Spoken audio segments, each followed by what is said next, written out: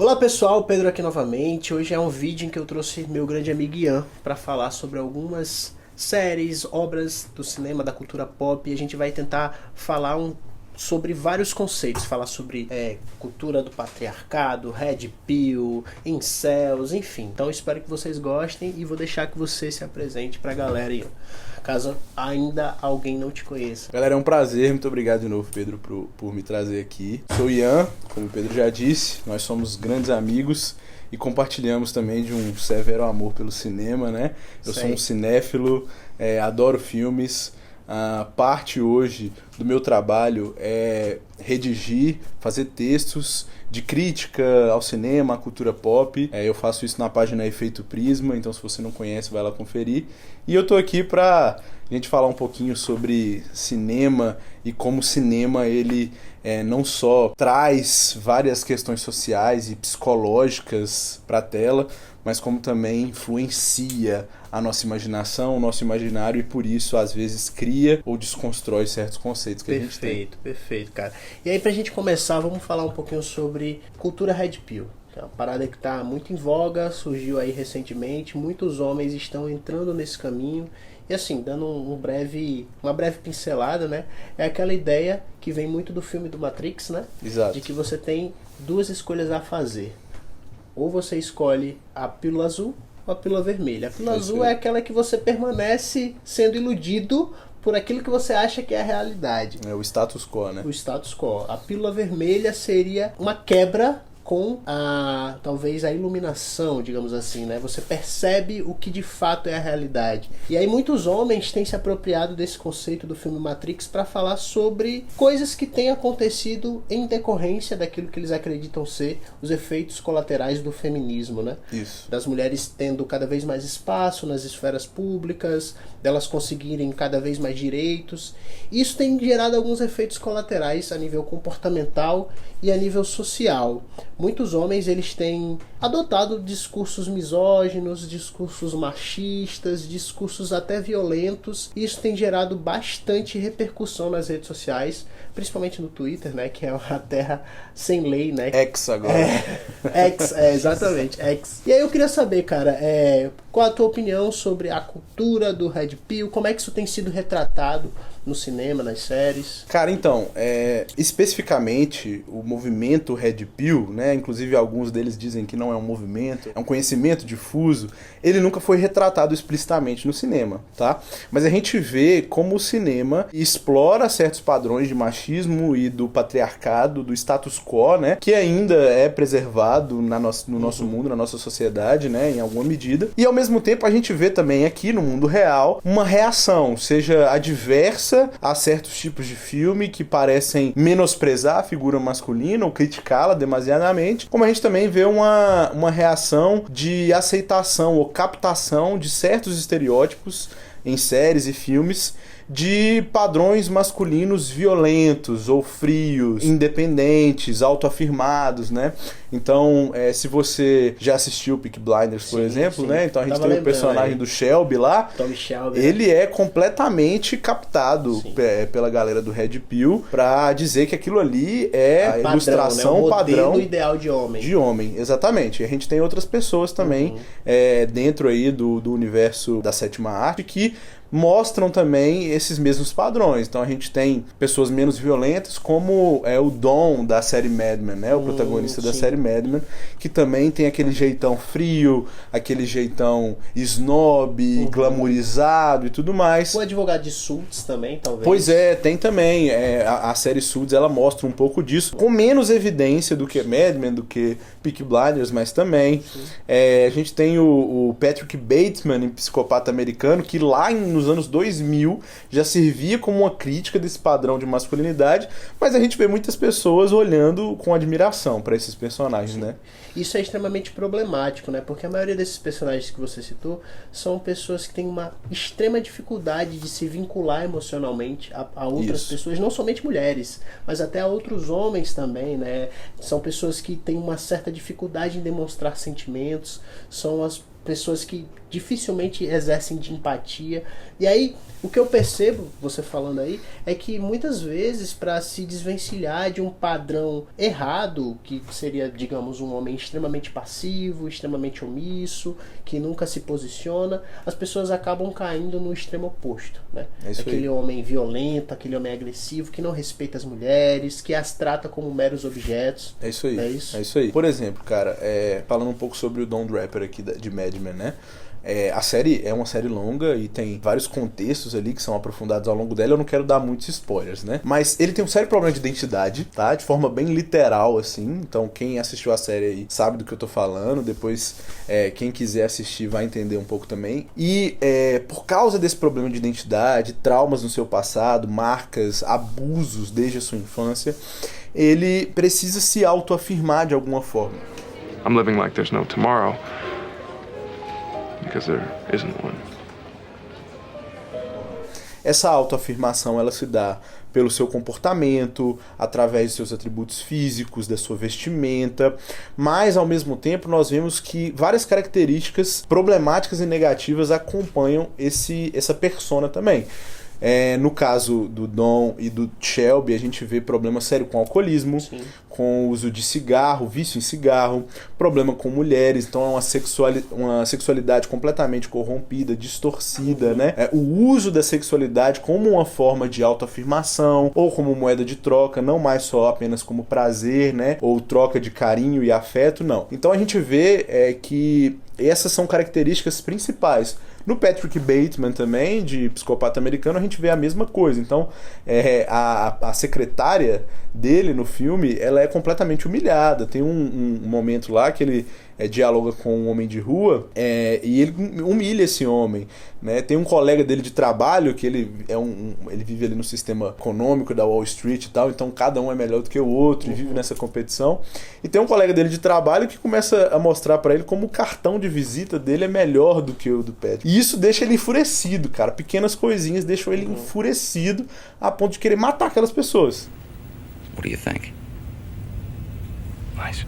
Que ao longo do filme é o que é revelado, né? Essa violência que está difundida ali na persona dele, ela vai extravasando cada vez mais até de fato torná-lo um assassino, né? Então não é o que acontece com o Don, com o Shelby é o que acontece, mas isso é completamente glamorizado por ele ser um criminoso e tal.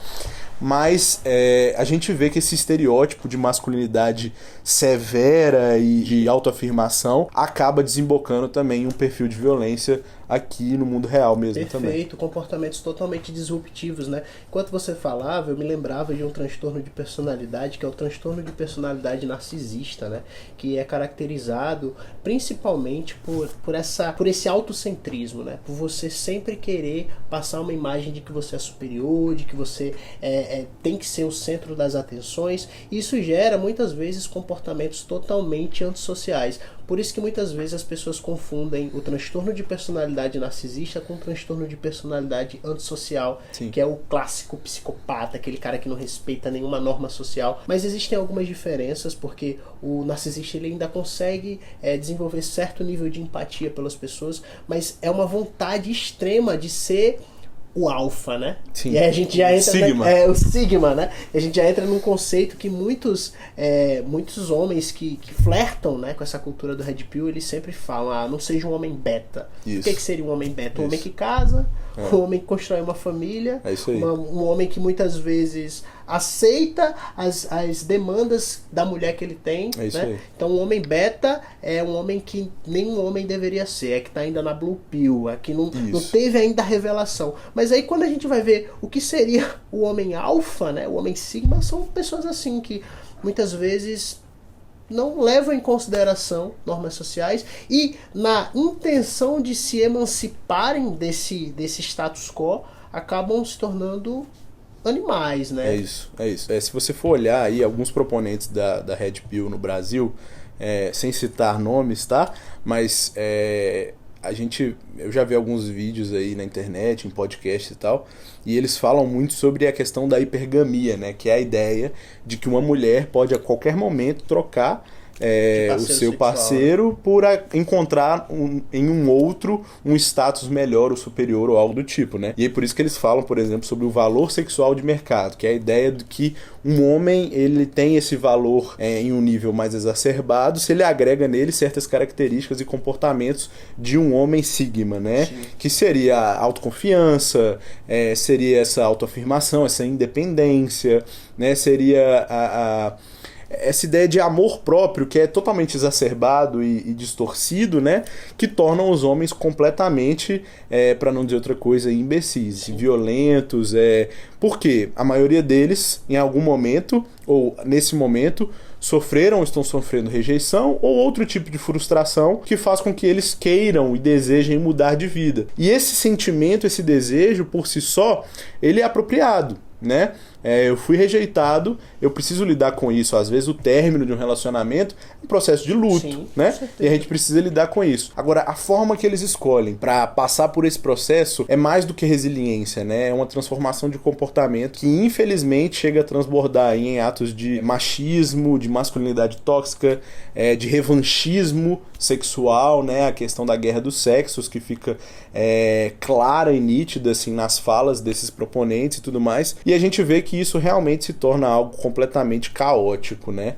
A gente tem os incels, Sim. que são o exagero do exagero dessa reflexão Red Pill, que são celibatários involuntários, né? E a gente já viu aí vários fóruns de internet onde eles demonstram extrema violência e tudo mais. Inclusive, cara, isso que tu tá falando é muito bem retratado no filme recente do Batman, né? Isso. Que basicamente há uma comunidade de incels inflamada que fica admirando, idolatrando a figura do Charada, né? Exato. Eles tomam o Charada como Marte, como aquela pessoa revolucionária que veio pra acabar com o status quo, pra revolucionar as regras do jogo. Né? É isso aí. Então é incrível como que essa galera se afasta daquilo que seria uma psique masculina saudável, né? É isso aí. Eles acabam indo para um extremo oposto que muitas vezes não resolve nada, tanto no que tange a estrutura social, que eles tanto reclamam, quanto no que tange aos próprios comportamentos, a própria vida individual deles, né? É isso aí.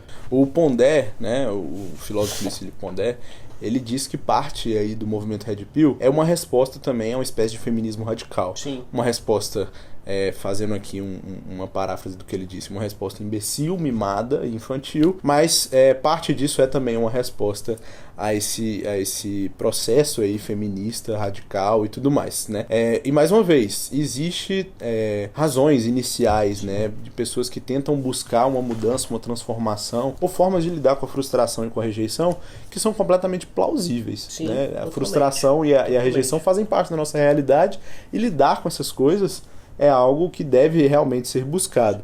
O grande problema é que isso ultrapassa a linha do civilizado, ultrapassa a linha do comunitário. Do que é plausível, né? Exato.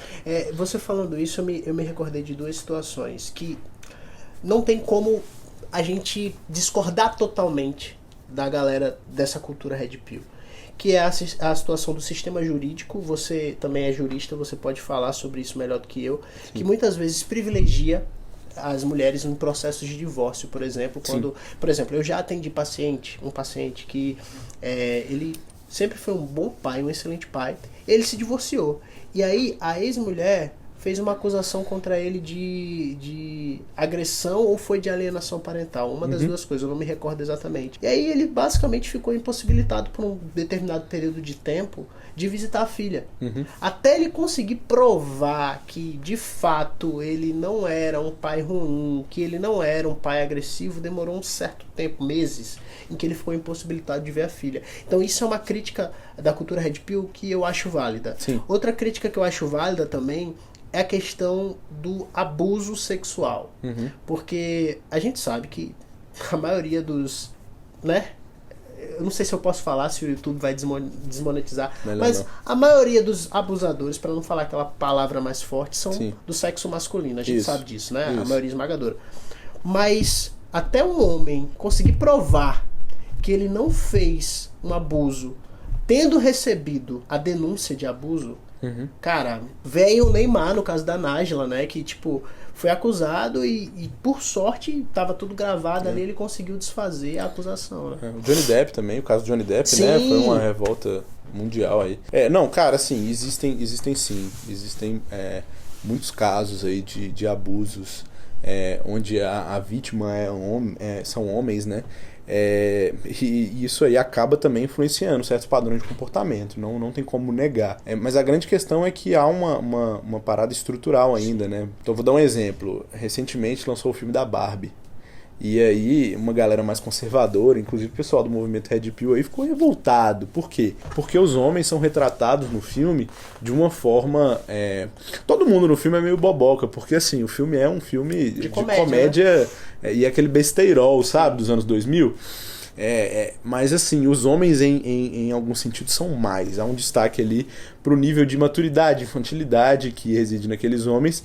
E aí no filme, ou eles são maus ou eles são... bobos, ou as duas coisas ao mesmo tempo, né?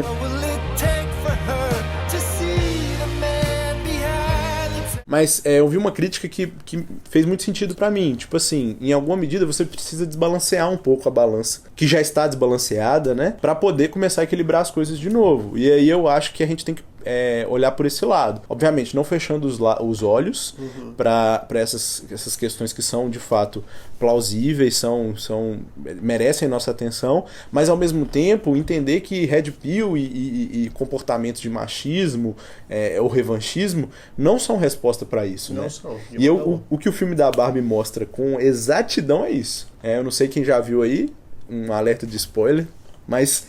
o filme, ele mostra como matriarcado e patriarcado ambos são um problema. Exatamente. Ou, em outras palavras, como o feminismo, de uma forma exagerada, exacerbada e distorcida, né? Como mulheres superiores, bem como o machismo, são questões que não conseguem existir plenamente na sociedade, porque isso afeta e aflige e violenta o outro, né? Então eu gosto muito de como esse filme, por exemplo, apesar de ter minhas críticas, eu acho que merece algumas críticas, assim como toda obra de arte merece ser criticada, mas eu acho que ele mostra de forma muito sutil, com humor, com um toque de leveza, mas como a nossa sociedade funciona, o machismo, de fato, ainda ele tem impactos na sociedade. O feminismo, em alguma medida, está buscando algo que não merece ser perseguido, que é trocar de lugar com o machismo, e eu acho que é isso, muitas vezes, que é criticado de forma veemente pelo movimento Red Pill. Mas essas duas coisas não vão funcionar, entendeu? A gente tem que encontrar um lugar de reconciliação, um lugar de bem comum, um lugar de comunidade, onde homens e mulheres coexistam, né? E aí eu acho que nós dois somos casados, a gente entende que, em grande medida, cara, nós nos tornamos homens plenamente quando estamos casados, né? Quando nós não só agora estamos com uma mulher pelo nosso próprio prazer ou pela nossa orientação sexual, mas estamos com uma mulher também porque isso nos faz mais humanos. Perfeito. Né? E eu acho que isso é muito real, a gente vê muito na prática isso, quando em muitas situações a gente realmente precisa ceder para que as coisas caminhem melhor, mas não somente porque nós somos homens que queremos fazer a vontade das nossas mulheres. Também, mas principalmente porque em muitos momentos nós estamos errados. É isso aí. Isso é uma premissa que às vezes o cara que está imerso no Red Pill, ele não pensa. É isso aí. E se eu tiver errado? Né? E se muitas feministas tiverem bons argumentos isso aí. nas lutas delas? É isso aí. Que é uma coisa que muitas vezes as feministas também não fazem, né? Porque para chegar nesse lugar comum que você fala, é preciso partir dessa premissa. Tem que ter a meia-culpa, né? Exatamente, tem que ter a meia-culpa e tem que ter a ideia de que, poxa, pode ser que o meu movimento, a minha forma de enxergar a vida, não esteja dando conta totalmente da realidade. Isso. Esteja falhando em algo. Né? E aí, você falou do filme da Barbie, eu acho que um filme bom é um filme que ele é criticado tanto por progressistas quanto conservadores. É isso aí. Quando o filme consegue ser criticado pelas duas esferas, pelos dois polos, rapaz, esse filme é bom. Eu quero assistir. Como diz o Rogerinho do Choque de Cultura, eu odeio todo mundo. Exatamente. Eu olho muito para esses exemplos que a gente citou aqui e vejo que eles podem ter seu tom de viés de confirmação. né? Poxa, o Dom foi abusado na infância, sofreu seus traumas e a forma como ele conseguiu se recuperar disso foi se tornando um homem sigma. Não é, cara, não é. Veja até o final da série, se é que vem a série, porque algumas pessoas pegam uns vídeos no YouTube, colocam lá o Homem Alpha e pegam um trecho de 5 minutos da série, que é uma crítica, que é aquela ali, né? Tem uma cena, cara, que pra mim é uma das cenas mais sublimes, assim. Eu queria citar ela e uma outra frase de uma outra série aqui. Mas essa cena é quando o Dom, depois de, assim, sofrer na família, no emprego, tudo por causa do seu próprio comportamento, ele tem vários problemas em áreas da sua vida, ele tá numa sessão de terapia e de repente um homem muito comum, careca inclusive, mais do que eu, ele senta lá e ele começa a falar que ele tem um trabalho, ele tem uma família, mas quando ele chega em casa, os filhos dele não reagem, a mulher dele nem sequer o olha, e ele diz assim, eu acho que eu deveria ser amado, mas eu não sou, e eu nem sei na verdade o que é amor e tal. E esse cara, o Leonard, ele começa a chorar e o Dom vai lá e abraça ele.